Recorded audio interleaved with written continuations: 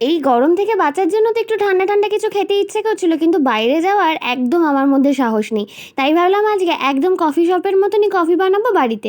নিয়ে নিলাম 10 টাকার একটা কফির প্যাকেট আর একটা মিক্সিং জারের মধ্যে কফিটাকে দিয়ে দিলাম 3-4 চামচের মতো চিনি, আর তার সাথে দিয়ে দিলাম সামান্য একটু জল। এবার মিক্সিং জারের ঢাকনাটা বন্ধ করে ভালো মতো কিন্তু চিনি আর কফিটাকে ব্লেন্ড করে নিলাম, আর বেশ কিন্তু একটা ফোম তৈরি হয়ে গেছিলো।